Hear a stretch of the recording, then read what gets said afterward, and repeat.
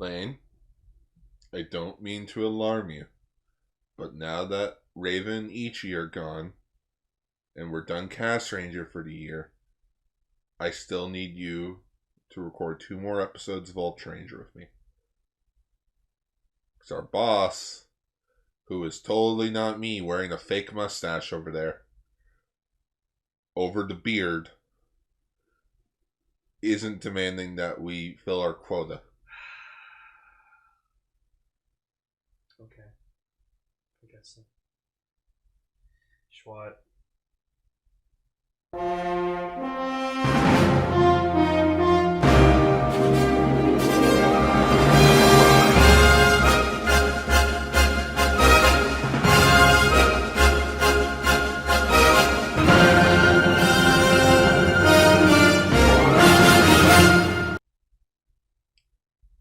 Greetings, everyone, and welcome back to another episode of Ultraranger, the podcast where we talk about Ultraman's past, present, future, Godzilla, and all kaiju in between.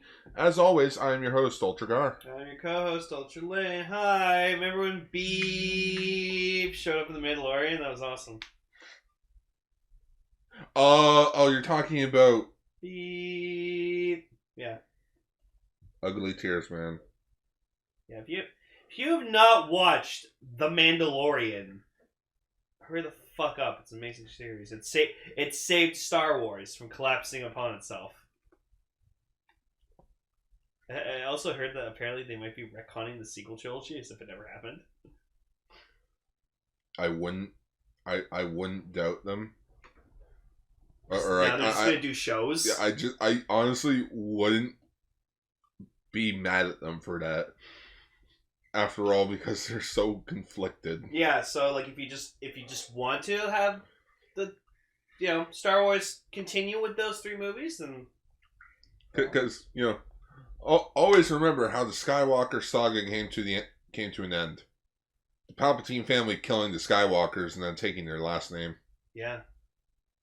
How much of a happy ending is that? Yeah. It's not. Also, sorry if you haven't watched Rise of Skywalker, but it's been a year. It's been a year. I've been warned. Yeah. Anyways, hi.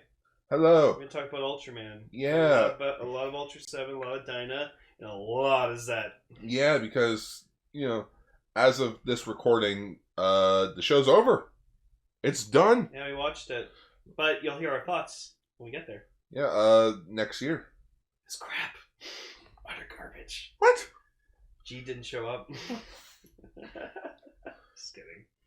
Hey man, that's your hopes and dreams, not Hey, mine. man, G makes everything better. But yeah, Zett's over, but we still have a few more episodes to get to. We do. But first we have to talk about the 2 main shows that we started talking about before Zett came out. So let's talk about some Ultraseven. Yes.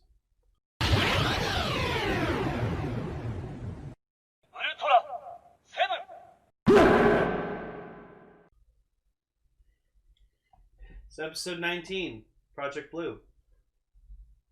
Okay. It's about a white woman Yeah. and her Japanese scientist husband. Sounds like a comic book villain in the works. So, like, basically, the scientist has, like, a thing called Project Blue where he wants to build, like, a barrier around the Earth and the Moon so that, like, aliens can't get in, and then we're safe. And shockingly enough, it's apparently almost done. Yeah, and they're, like, working on secret entrances. And I guess for some reason, Soga and Amagi's actors couldn't show up in the episode, so they just were like, oh, they're on the moon with them, helping out. So I was expecting, like, oh, cool, so we're going to go into space, we're going to have a fight on the moon. No. No. We don't have the budget for it?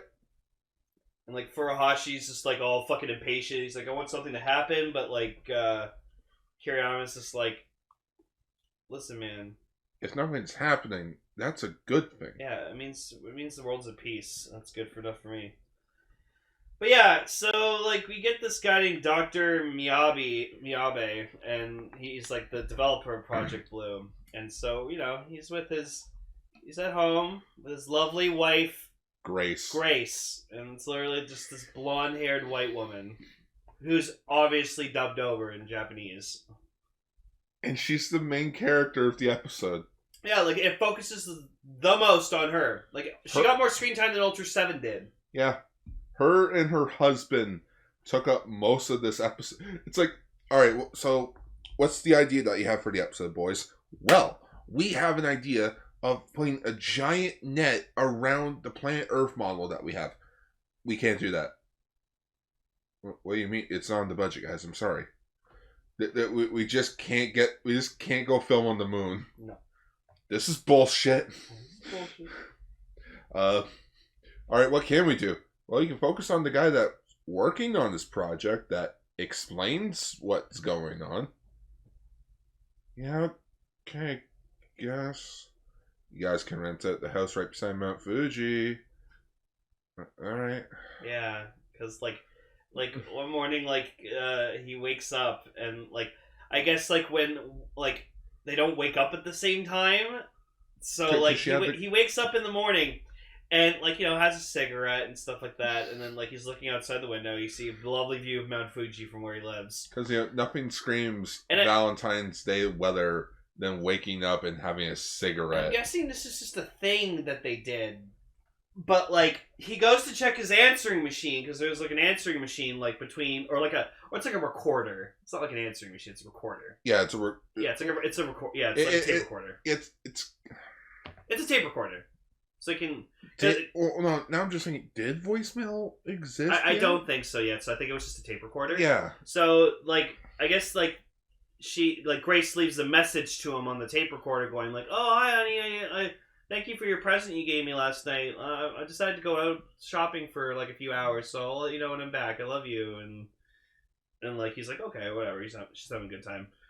So then, like, he goes downstairs to the kitchen, and then he's, like, making breakfast or something like that, having coffee or tea or something. And then just all of a sudden, he finds, like, this secret entrance underneath this kitchen table. Which, to be fair, that was a nice matte painting and a good visual effect to make it look like he was actually going downstairs. Yes, that was really good. And then he, like, ends up getting locked down there, and then he gets attacked by an alien.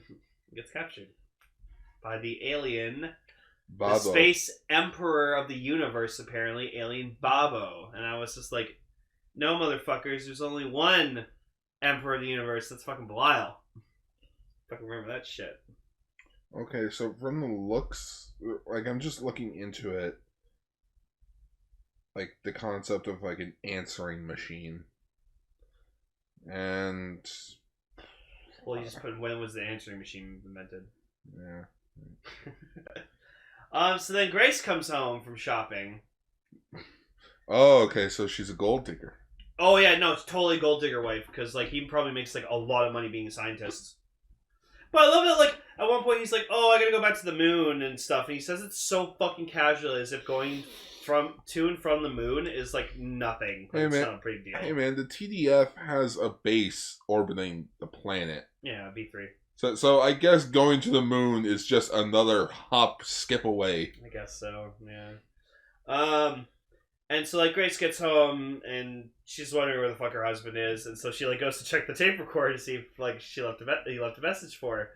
And, like, this is, like, the best part of the episode. Gar was laughing for, like, 5 minutes, but, like, she presses the play button on the recorder. All you hear is just the alien Babo just fucking laughing, like, she's like, that's not funny, honey! She stops it. What kind of prank's that? I'm like, I was almost on the floor dying of laughter. Because it was so unexpected. Because it was so unexpected. Oh, by the way, 1979. Okay, yeah. So it was just a tape recorder. Yeah, it was just a tape recorder. Or at least, like, when the modern concept of an answering machine came out. Mm-hmm. Just, she clicks the play button. You hear Alien Babo laughing. But what makes it funny is just how she abruptly stops it. Just, well, yeah, if I heard that, I'd be creeped out too. That was weird. Yeah, and so then, like, the rest of the episode is just her, like, running away from this thing. Like the lights go out, and she tries to call UltraGuard on the phone, but, like, it's the phone wire, the phone's been cut. The phone line's been cut. Yeah. And so she's just scared of her life, and you can just hear, like, it's a dub actor, like, in Japanese. Yeah, she is dubbed over. Yeah. She's pretty. Mm-hmm. She's pretty. But I'm just thinking, I'm like, Okay, we can't go film on the moon, guys. Okay, what can we do? Again, you have this lovely house that we can rent out to film in. Okay, like you know what it felt like? It felt like a crossover with a sitcom. Yeah. We couldn't go anywhere, so we're just stuck at the house. And then just the professor's just like he's being like trying to be probed in his mind or whatever to get like information for like the Project Blue so they could stop it. And like it's like, oh, your technique's not working. Oh, I'll have to kill your wife to make you talk. And it's like I can drop this lamp on her, the light on her, or I can make the handrail on the guardrail and the stairs break, and she can fall and die. You know who I could see voicing him in an English dub? Who? Steph MacFarlane doing the Stewie voice. Yeah, that'd be funny. Oh, he was ugly too. Like Yeah, Alien Bob was an ugly bastard. Yeah, I'm not gonna lie. It looked like he kind of looked like the Elephant Man. I bet, yeah. His head looked like a butt. Yeah, the butt. He had like a butt head. Alien butt head. What are you looking at, butthead? What do you call him, butthead? I don't know, Biff. I know. What are you looking at, butthead? So then, like, Dan and Anne show up, which, like, I'm still not used to seeing Anne with, like, her short-ass hair. She looks like a dude. It's weird. Like, no, it's weird, because, like, usually I'm really attracted to women with, like, short hair like that, but, like, it doesn't work on everyone. So, like, if my girlfriend, like, cut her hair short like that, I don't think she'd... I don't know. Anyways, I love my girlfriend. She's great. So, like, they go find her, and, like, they find the alien Babo, and, like, Dan shoots it, and then, like, it just, like, falls to the ground, bursts into flames, then just disappears. I think there's more than one of them. Yeah, it's probably like a hive. Because they can turn invisible, too. And they have, like, apparently just during the night, they redid the entire house. I mean, hell, there's the floorboard in the kitchen. Well, they, like, disguise their ship underneath the house. Yeah, like, their ship's underneath the house, so it's like, you know, the kitchen has an entranceway. The mirror right beside the doorway entrance is an entranceway. Yeah. When Grace was running away for her life, I'm just thinking, how, like, Halloween vibes, even though this came out 10 years before. Literally 10 years before Halloween. Yeah. I don't know. Also, 1 year before we actually did go to the moon. Mm. So I guess the space race was still on, I guess. Yeah, so, like, Anne stays with Grace, and then Dan runs down, turns into Ultraseven. On the stairway. Yeah, and he goes, and, like, then Anne, like, realizes Dan's missing, because, like, later on, like, Ultraseven goes back up to see if they're okay. And, like, it's like, Ultraseven, Dan's missing! He's like, okay, I'll find him. And so, like, he goes into, like, through the mirror again, because, like, he rescues Dr. What's-His-Face. And, like, the alien Babo ship's flying away, so he, like, tries to go after it, but, like... Yeah, he gets stuck in the freaking entranceway. Yeah, and the alien Babo, like, shoots his hand, he's like, ah! He's like, let go! He's like, fuck you! So he's like, fuck you, turns big. Yeah, it grows big, just slams the spaceship down on the ground. And then, like, alien Babo grows big. In which...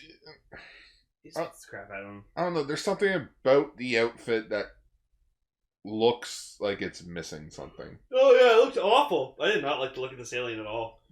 It's like again, some of them are supposed to look ugly, but like, you know, I like cool aliens. But it's like it looks like the head and the suit didn't go with each other. Yeah. As if it's like if the alien was walking around naked. Yeah. And interesting fact, apparently this was Haruyoshi Nakamura's final suit acting job for Subaraya. Oh. And at this point in the year 2020, he is considered dead. One of those things where, hey, has anyone heard from him? No.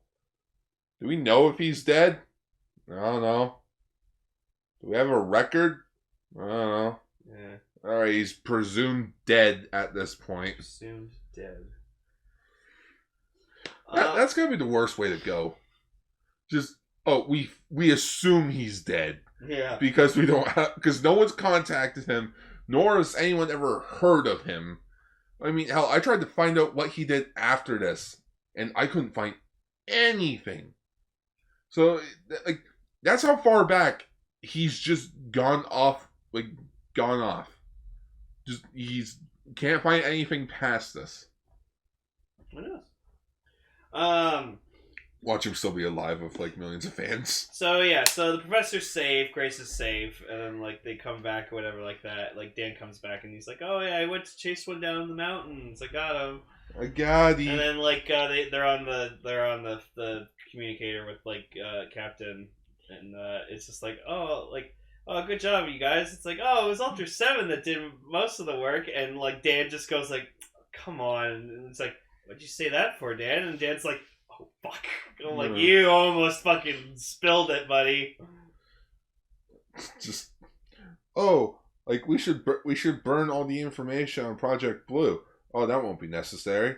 Why is that? He grabs like a blue light and he points it at his wife and printed onto her dress. And I'm like, what kind of kinky shit are you into? Yeah, no, he like imprinted the formula for it on her dress. And it's like, what? That's a bit weird. So like, this wasn't a bad episode. It just went in a direction I was not expecting it to go. I didn't expect it to be like a horror slasher flick. I was expecting it to say at the end, Ultraseven was broadcasted in front of a live studio audience. That's funny. Even though it wasn't filmed like a comedy, like a sitcom, it has that feeling of it. Even though it was more of a horror film. Mm. A short budget horror film. Short budget horror film. It was a decent episode. It's okay. Yeah, like I said, it was okay. It was okay. I will say, was it entertaining? Yes. Yeah. Does it have anything to like a value? Not really. This would be if anything, this would be a good episode for like a riff track. Yeah. But speaking of episodes that we shouldn't riff track, there's Dyna. Dyna.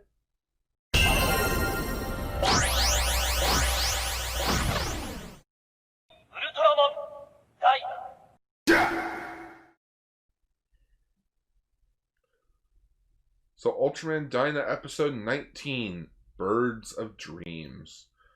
And this is actually a very important episode because it is the first returning cast member episode from Tiga. It's not Daigo. It's not Reina. It's not Shinjo. It's sort of Shinjo. It's his sister. It's Mayumi. Yeah, Mayumi Shinjo is the first returning cast member from Ultraman Tiga, unless one of the TPC higher-ups from episode 1 was one of them, but I don't think it was. Yeah, so this was a really, like, emotional, powerful episode, because it referenced a really important, powerful episode from Tiga. Yeah, so this episode is somewhat of a spiritual sequel to episode 15 of Tiga, The Phantom Dash, which involved Gorzat. You know, the guy that combined from all the little critters from freaking the atmosphere. Yeah, and fucking Mayumi's boyfriend fucking died in a plane. Fiance? Yes, fiance got sucked in. Well, I think he was going to propose to her? No. They were engaged. She had the ring. Oh, okay. And I think that was also the episode with the famous Daigo.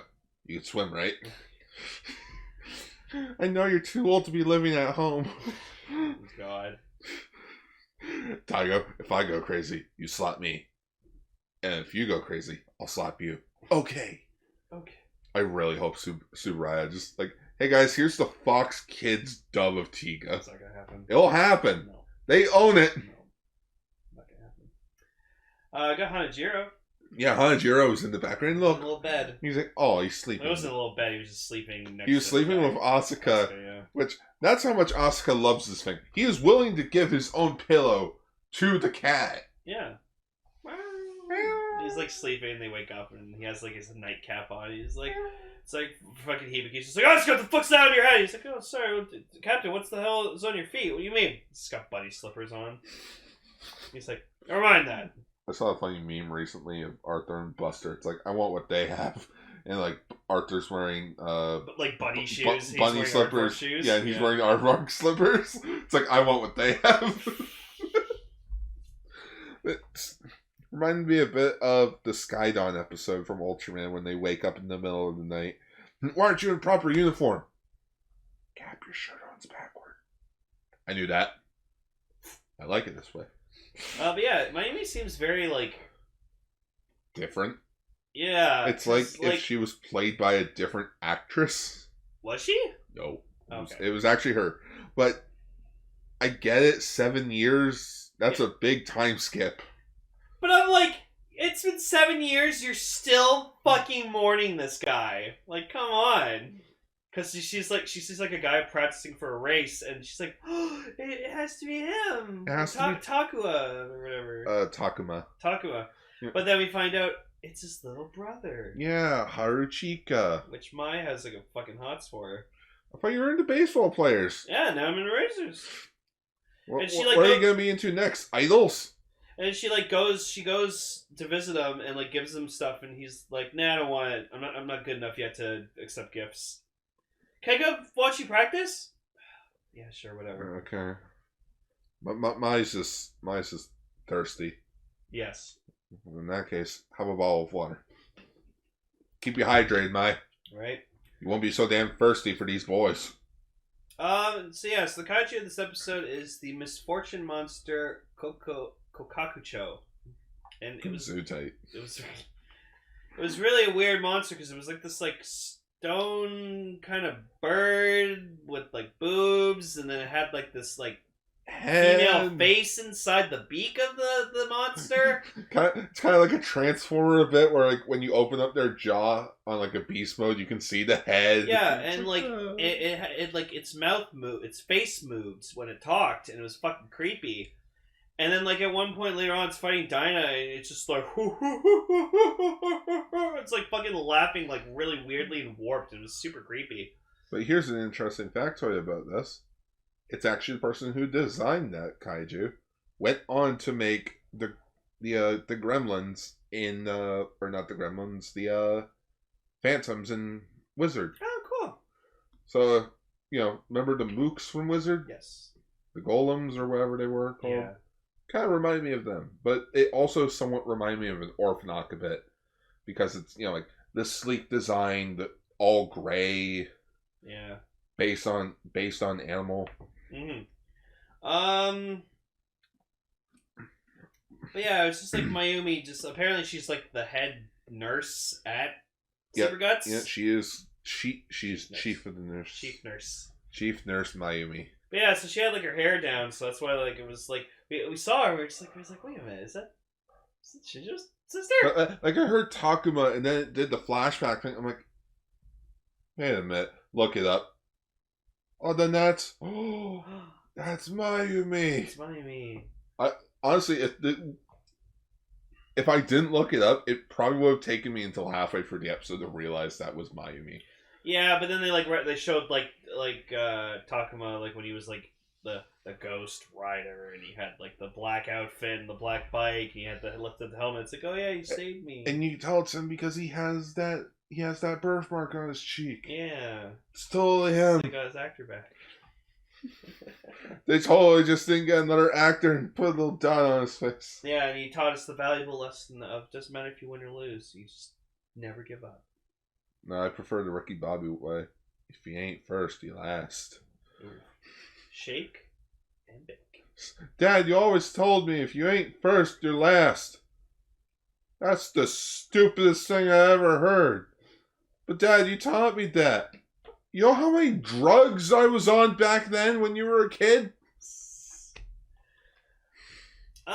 Yeah, like, just, I don't know, like, it was a really meaningful episode, but just, like, it kind of just, like, I don't know what the message they were trying to, like, portray about it. Move on. Yeah, like, I thought wasn't she, like, dating Yazumi or something at the end of the show? Turns out, no. Oh. Apparently, she and Yazumi were just put together, but they weren't together. Gotcha. Okay. Which is... Apparently Yazumi was also a big idol actor freaking in Japan. Oh, cool. I'm surprised. I'm actually surprised they all get to come back in Tiga. In which I got spoiled and I found out when Shinjo comes back in Dyna. It's not until the 30s. But it's a two-parter. Ooh. Yeah, but then again, the Tiga Dyna movie takes place after episode 26.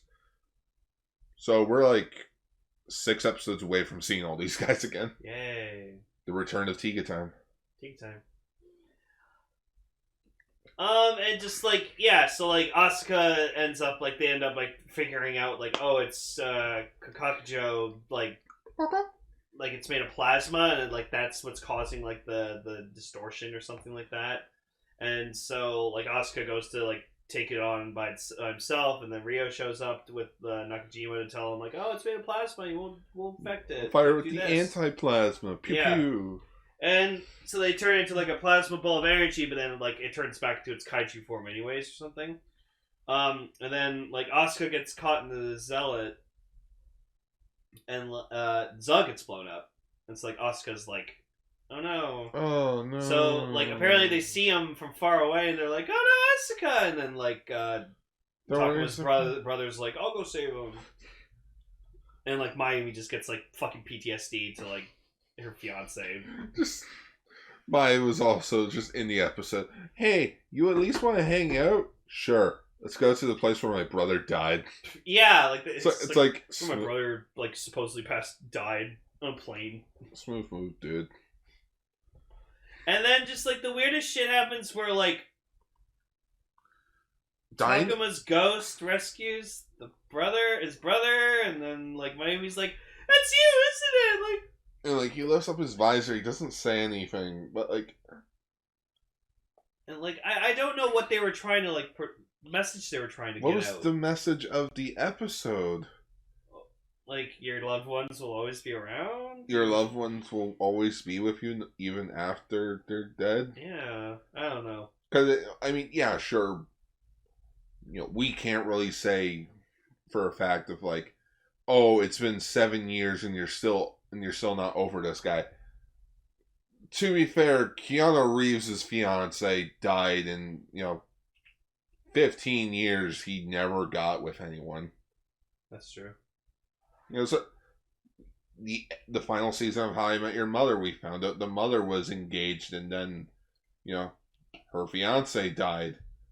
9 years later, finally moved on. Oh, you mean it stretched a 15-minute story for 9 years?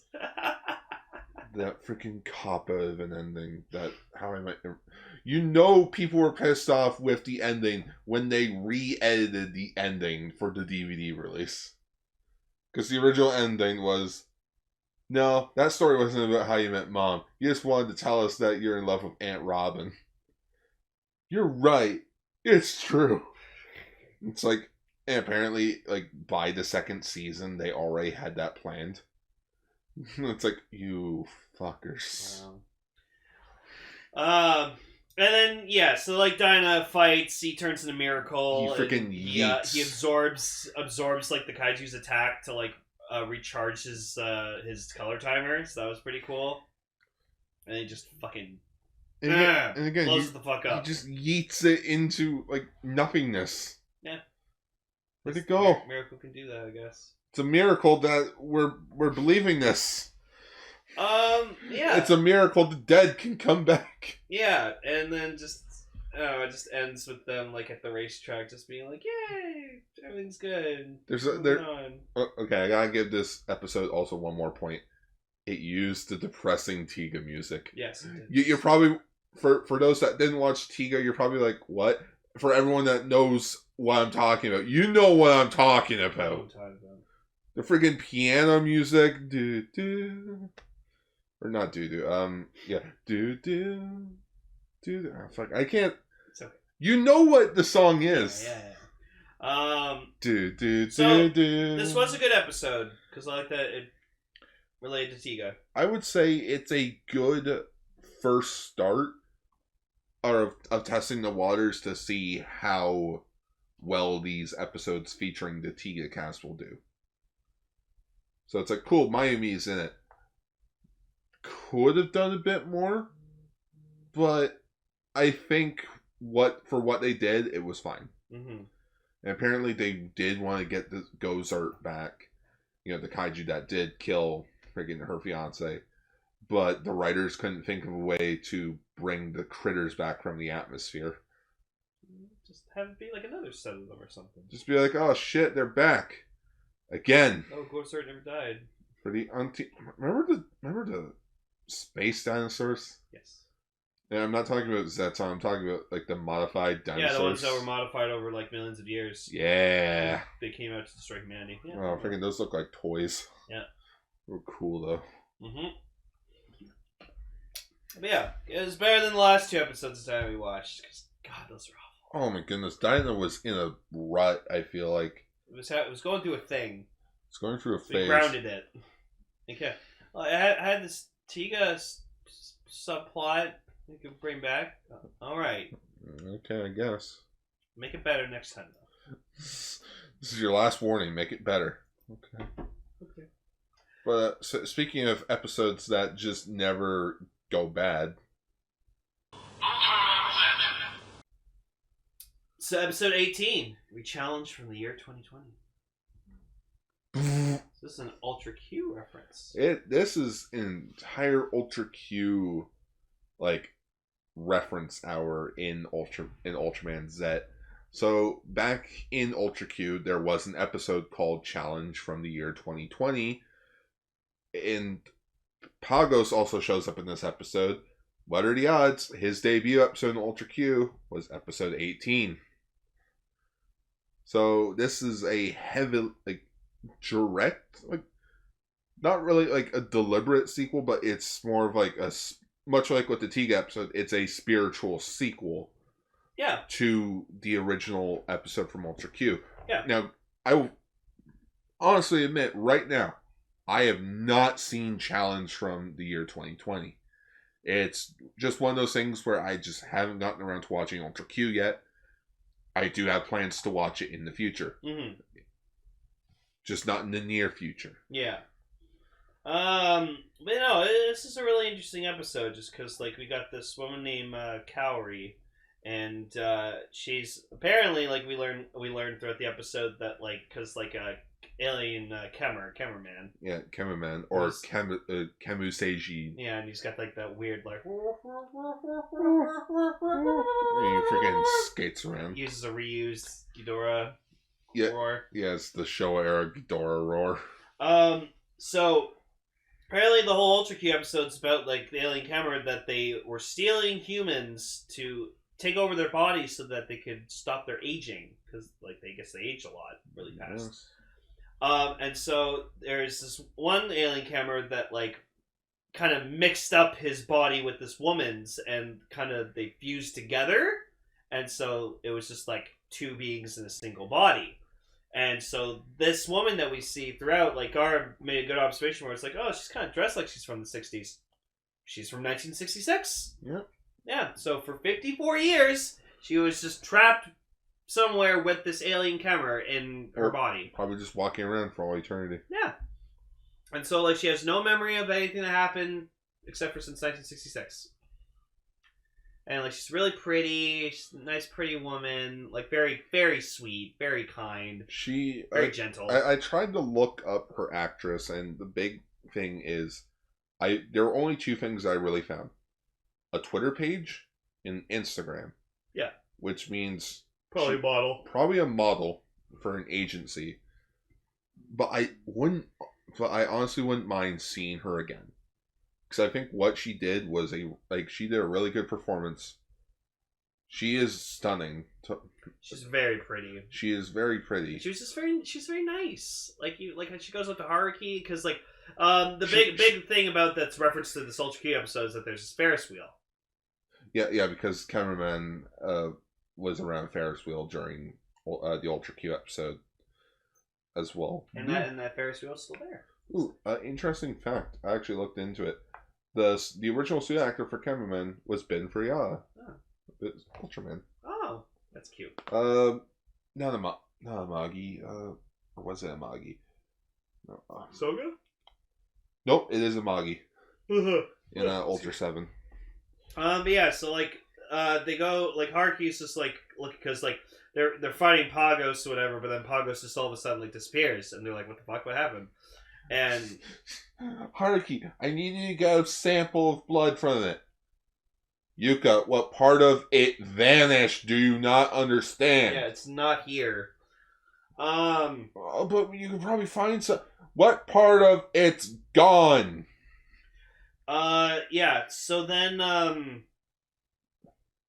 so like Kaori like sees the Ferris wheel. And she's like, oh, why isn't it like moving anymore? And like, cause it's been like such a long time for it, cause this is 966, and like Haruka's just like, oh, it got shut down like 10 years ago. And like it's like a monument, so like we keep it around because it's nice to look at. Makes me happy. It's like I like Ferris wheels. I have Haruki. It is pretty interesting to see Haruki, in a sense, make a relationship with Kaori. Not to the point of like, oh, we're dating and such, but like a relationship in a sense of like it's a nice friendship. She and him understand each other. Yeah. Or as I like to call Kaori in this episode, the reverse Ultraman. And it's kind of sad too, because like she's such a nice, sweet character, and just like since we finished Zett, like I don't see her again. It's kind of disappointing. Yeah, that's upsetting that we will never see her again. But yeah, so then we see like a bunch of footage that like Storage is looking through, like of like people disappearing and stuff, and then like they see that like, oh, Kaori's in all the footage that like they keep looking at. What about that guy there? He looks suspicious. Juggler just looks at it's Guy. Ignore that one.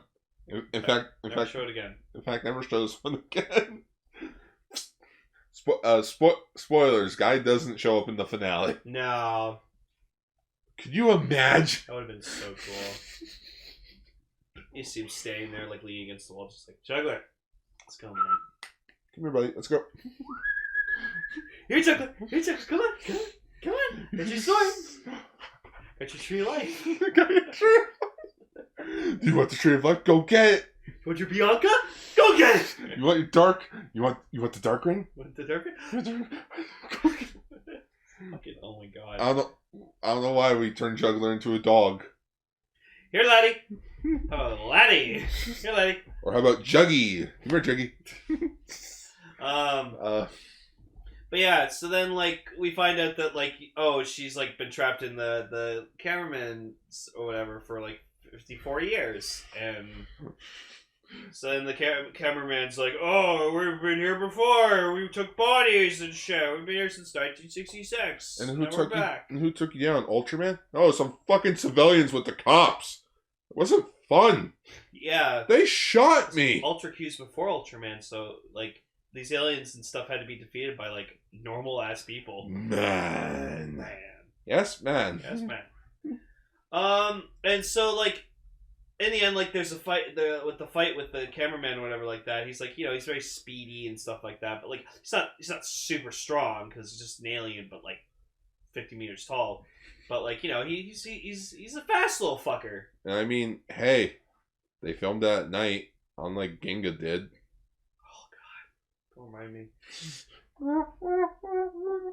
Just skipping along. Wait, is that Alien Zeton? No, it's a cameraman. It looks like Alien Zeton. They reused shit back then. Fucking lazy bastard. It's not being lazy. Lazy! It's not lazy. It's called saving money. You know what's being lazy? Apparently, back then, back in the late 60s, after Ultraman aired, people were getting confused with Zaffi as, Alien Zeton. So it's like, oh, he controlled the Zeton. Picture of Zaffi. Oops. So during the fight, Zett's like, oh, we got to defeat the cameraman, and then like Haruka's like, no, she Kaori's in there, we can't hurt her, and like the Belial Rock's just like, it's like, don't worry, I got this. I'll split them apart. You don't have to cut them out and cut them into pieces. Also, they put a bomb on the Ferris wheel. Oh yeah, because cameraman has this ability of like making things vanish with their tears. Yeah, with their liquid. With their yeah, liquid. Yeah. What? And so then like what ends up happening is like the bomb is full of like that liquid, and if it like explodes, it'll mix with the rain, and then it'll rain and cause everyone to disappear. Oh, so it's like Night of the Living Dead. Or Return of the Living Dead. Yeah, that was funny. Oh my god. So the Belial Rock ends up like splitting them, and we actually get this like nice shot of like her like kind of like disappearing, like bye. And like they destroy the cameraman. He's fucking dummied. And then the camera got shattered, and we lost all the footage for the episode. Yeah. I think it's supposed to be pronounced Kemu, man. Kemu instead of camera. Cameraman. The cameraman. You know what? That's going in the thumbnail. It's going to be a stock photo of a camera next to Cameraman. There you go. With like, dog juggler. So it ends with Haruki like with Kaori, and she's like, she's in the hospital, she's in a wheelchair, and she's like, I don't remember how I was saved. Like, I don't remember anything from like the previous night. Haruki's like, that's okay. And so then she just asks Haruki, it's like, well, I have like 54 years of stuff to catch up on. Can you like teach me like the modern age? And he's like, of course I can. And then like Haruki gets like a call from Yoko just being like, no, I'm not slacking. No, don't eat my fucking pudding. And like you just see, ends with Kaori just kind of looking like thank you, Ultraman. Oh shit, she knows. She's gonna go to the public about this. She knows. But yeah, it was a very sweet episode. And I really liked it because it was just nice them like having like chats and like talking about life and stuff. Life in the universe and everything around it. Mm-hmm. And like it was nice Haruki just to kind of like make a new friend and really humanize him. Human. And Kaori's it was really sweet. I hope. Oh, we see. I hope we see her in the Zett movie. I hope for the best for her actress. Yes. I'll probably go follow her on Twitter. There you go. Just be like, you were great. She was a best way to describe her is very mother figure. Just gentle. Yeah. It's very gentle. But nothing beats, it's like, the episode your girlfriend's interested in. The episode the boyfriend's into, which is episode 19, The Last Hero. So this is a motherfucking Ultraman Ace team up, bitch. Yeah, do you like Ace? Are you all about Ultraman Ace? Well, this is the episode for you. My God. Mr. Ha! Ha! Mr. I used to have two hosts, but then fans didn't like that there was a female host, so they wrote her out of the show. And then he just has two rings and he's good. Yeah, Wonder Twin powers activate. Yeah, that sucks. Yeah, Ace is also apparently Zett's godfather. Or godparent. He named him. Yeah, so in this episode, Zett, the main premise of this episode is Yapul's back. Sorta. Yapul doesn't make a cameo in this episode, but a terrible monster arrives from Yapul's, dimension hole, which I just gotta say, so good visual effects. Oh yeah, the crack in the sky, that was fucking dope. Oh. Damn! Also, we got Bemstar. Yeah, Bemstar showed up and then bailed. Yeah, because he saw it was like a Yapul thing, and he's like, oh, fuck that! See you later! Oh, and, previous episode, Pagos did come back, and he's like, fuck this, and he just runs away. Yeah, no, because Pagos just showed up, and Cameraman's just like, yeah, no, I'm not dealing with that shit. And then Pagos came back, and it was like, oh, it was only attracted to the dark energy, and then it bailed, sorry. Fucked off, so. Yeah, but, and I like to think that the reason why, like, Zedd has, like, that kind of, like, mohawk fin on his head is because of Ace. Because it looked like Ace's. Like, it looks, because, that, like, you were actually mentioning it when the episode was wrapping up. The whole point of, or not the whole point, but, like, the original promotional stuff for Zett was, like, he is Zero's disciple. He looks up to Zero like a shit ton. Like, I thought he, like, wants to be like Zero. Yeah. And, like, Zero has, his two, Zero Sluggers. Zero Sluggers. So Zett has the mohawk. Yeah. Because he's a rebel. But now that we know that Ace is his godparent, and Ace also has the, I kid you not, they're called Ultra Holes. The Ultra Hole on his, on his mohawk there. It could be the thing that he, originates from where Ace comes from. He probably comes from where Ace is from, yeah. Which, Ace is from the land of light. But, I'm talking, it's kind of like, oh, I'm from Earth. Yeah, but where are you from Earth? No, I'm from Ontario. You're from Earth. Oh, I'm from Missouri. Yeah, that's on Earth, dipshit. Hey, don't call us plucky. I don't know what that means. Oh god, we're gonna die. Just take names and pick names and take ass. Yeah, that's right. So I was confused at first. I'm like, why Ace? Why Ultraman Ace? Is this anniversary? Nope. Because because Ace came out in 1972, in which according to his booklet with the Steelbook release, his show's more about like diverging from the traditional type of Ultraman show and being more like Kamen Rider. Yeah. Like because he has his own set, like his own group of villains he fights. There's Yapul, who makes the monsters of the week, and I'm like, okay, so you can see Ace Killer. I'm like, okay, so it's not Ace's anniversary. What could it possibly be? Oh, I get it.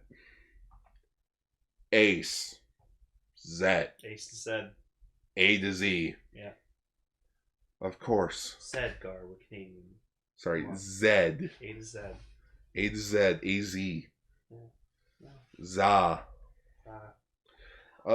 It's also at least cute or not cute, but at least cool enough that they actually got Keiji Takami to come back as Ace. Yeah, no, his original actor. That was cool. Yeah. Yeah. Seiji Hokuto's actor's back, just in voice form. Also, Ace is really powerful. He is one of the Ultra Brothers. Yeah, 5th Ultra Brother. Yeah.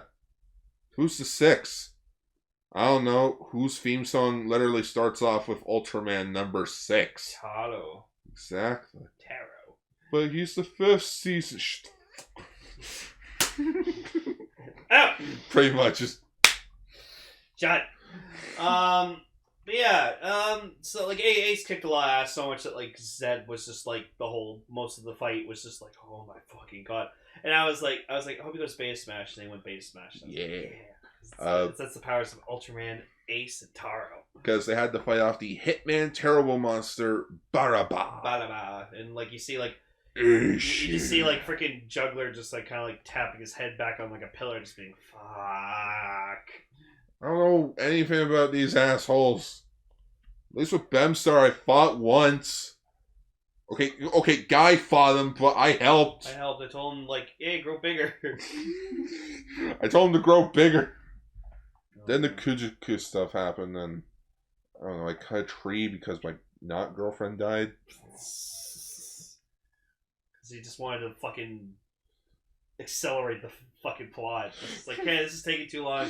Yeah, just grow the tree. We can move on. I saved the day, right? No? Okay. Oh, they're growing another one on Earth? Oh, shit. Which Earth? Yes. Fuck. Gaia's Earth, apparently. Nope. It's not even Gaia's Earth. No. The Origin Saga, man. I have to go back and rewatch that. It was good. It was good. Gordon Red was in it.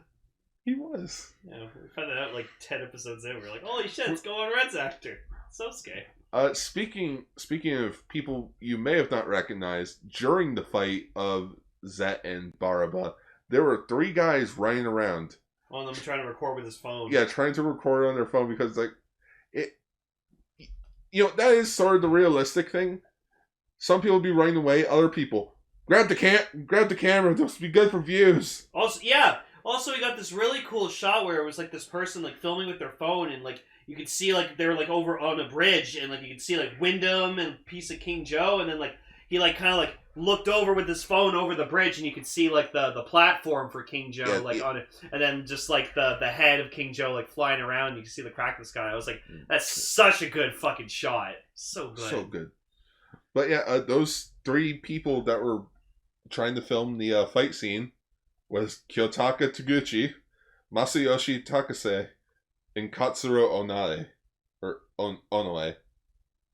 The 3 current directors of the new generation era. Wow. So it's kind of like in the Orb movie when all the writers got killed. Oh, yeah, fucking squished. That was awful. Hey guys, look how cool that is. Yeah. Dead. But yeah, just like Ace was super cool, man. Like I have mad respect for him. Like his design's interesting too. He's got like this weird like shaped head. He is sort of like he is sort of the first one to go off brand. Well, yeah, sure. It's like, oh, but Ultra 7 wasn't meant to be an Ultraman show. So of course his design's going to look different. Yeah. But think of it for the time. Ultraman, Zafy, and Jack all have the same design. 7 looks different because, again, not an Ultraman show. Yeah. Then you have Ace. What the fuck? They went... And again, I love his fucking schwa, because he just goes, ha! Just like a fighting grunt. And I actually do like Ace's design, but yeah, the reason Ace is here is because he's like, I came to this earth because like I could sense the metal calling me. I knew I had to be here. Why isn't G here to help? And yeah, like we get Ace's theme song, which is pretty cool. I used to think, we got Ace's theme? No, it's not Ace's theme, but it's like it is music from Ultraman Ace. Okay. And we got like another cool like shot like we did in Taiga with when we saw Jack. Like it's just like the sunset in the city, and we see Ultraman Ace stand up posing, just being like, yeah. Because his final fight was that sunset. Because you loved that in Taiga when you saw Jack. You're like, it's not original. That's the original footage. It's not like stock. They just filmed an Ultraman like Jack suit and just fuck. Oh, that was episode 10. Episode 10 of Taiga. The best episode of Taiga ever. Probably just the best episode of Taiga. Oh, Taiga. So yeah, Ace and Zett just team up to destroy Baraba. Fuck it, and you know what? It's thanks to Ultraman, and like I've noticed it now in other shows. I love just the drop kick, like where you jump and you fucking kick both your fucking legs into a person. It's such a fucking cool move. I see. Bamba, aka Deca Red, went to the tokusatsu school of drop kicking. Yeah, and like every time Ultraman does a drop kick, it's super fucking. You can feel it. You can just feel like that. Fuck. Yeah. Like honestly, if I got like a figure arts of Beta Smash, if they ever make one, I'd probably pose them like fucking drop kicking someone. I really want a figure art Beta Smash. Oh, that'd be so cool. I think I think I can say it right now. Beta Smash is my favorite fusion. I'd say mine too. It's my favorite out of his, because like you know what my least favorite is, honestly, Delta Rise Claw. It's because like for like a final form for Zedd, that's not what I was expecting. It like doesn't really look like it looks like any other fucking form. Well, it's not even that. Just like, oh, it's a fusion of Zero Beyond, Jeed, and Belial Atrocious. And there's like nothing. You don't really see anything Jeed in it. Like you can see Zero, but you can't really see Jeed in it. And then just like the Belial Atrocious is the Belial Rock. So, so that's my only. But I do like the chime like theme. It just goes like at the end when he transforms. So I like that. But yeah, it was just super cool seeing Ace and Beta Smash team up. Like they owned it. And it was just a cute, or not a cute thing, but like it was like a nice little touch at the very end when the sun's setting, and Ace just tells Zett, it's like, do you know why I named you Zett? No. Last on Earth. Zett is the last letter in the alphabet here on Earth. So you are meant to be the last hero. You are the last line of defense for protecting the universe. So why are you named Ace? Oh, because my parents fucking hate me. Oh, because I'm a fucking ace at everything I do. Oh. Well, wait. Okay, was his host like what were they like pilots? I'm not sure. Yeah, well, that's what you call a pilot, like a really good pilot. You call them an ace. Well, I'll look it up quickly. What was Seiji Hokuto in Ultraman Ace? Because, this episode's only not even an hour long. You got time to quickly look it up. Yeah. Oh my god, that helmet's so silly. Yeah. First line. Seiji was a truck driver for an orphanage. It was delivering bread for the children when the first terrible monster, Verocron, attacked Tokyo. Seiji bravely continued on his way back to the orphanage to evacuate the children with his truck, but the missile terrible monster obstructed his truck off to the side of the road. Undaunted, Seiji to continue to the orphanage. After arriving, he helped a nurse move all the children and save. Wow, so he died saving a bunch of children. Good for him. What a fucking hero. He's a bread delivery truck driver? Wow. And they're all called terrible monsters. Well, again, because they were trying to follow in the same footsteps of Kamen Rider, of like, oh yeah, like those are kaijus, but these are terrible monsters. Or, oh, okay, the original fan subs for it was Super Monsters, but Mill Creek and thus the official Ultraman translation for it is terrible monsters. Let's see if we can find out like why Ace is called Ace. It's gotta be like a trivia for like why it's called that. Yeah, no, he's got a cool design. I like it. It a lot. It is a good design, and it does stand out. I will say, though, still to this day for me, my two least favorite are fucking Leo and Astra. They are fucking ugly. Record for sale. Yeah, I don't see it.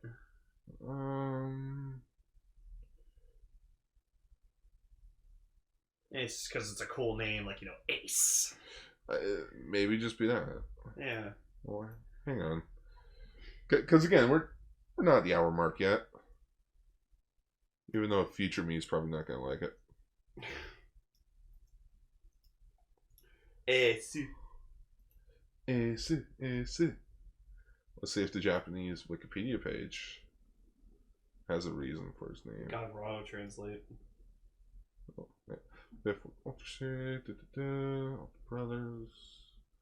Rider. The original title was planned to be Ultra A, but since the product called Mysterious Transparent Ultra Ace had already been released by maker Marusan, Ultraman was considered in consideration of trademark issues, renamed to A. Once this worked, the image of Ultra Hero was taken root mainly by the naming of Ultraman. For this reason, Ultraseven by mistake of Ultraman has led to a situation which is referred to as the Seven. So he's named Ace because of like a trademark dispute? Well, it's why the show itself is just called Ultraman A. Ah. Oh, is it just called Ultraman A? Yeah, the logo itself is just kind of like how with Zett, and then like above it, it says Zett. Ah. So it's like, it's Ace, but it's like A. I did not know that. That's cool. Yeah. Okay. Cool. Yeah, if we ever do find it, I'll probably bring it up. A ring designed with the letter A, which is an item for transforming into Ultraman Ace. From A's hand was given to each ring is said to be a proof of a member of the Galactic Federation.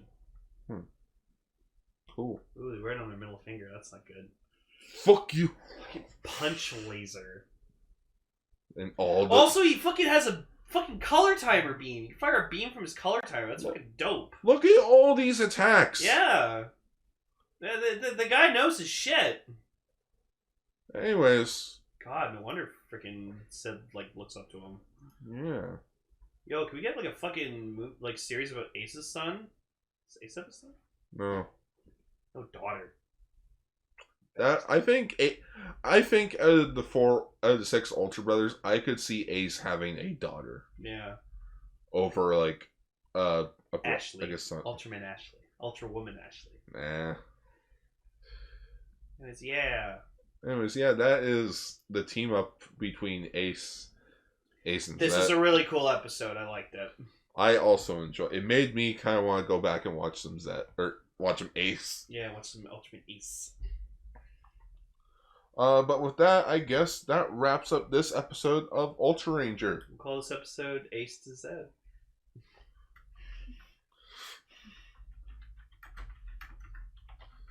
Ace to Zett. Yep.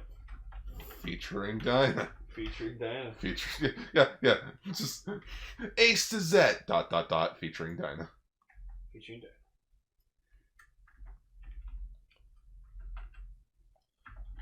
Featuring Dyna. We'll see you all next time, and as always, schwa for now. Schwa for now, everybody.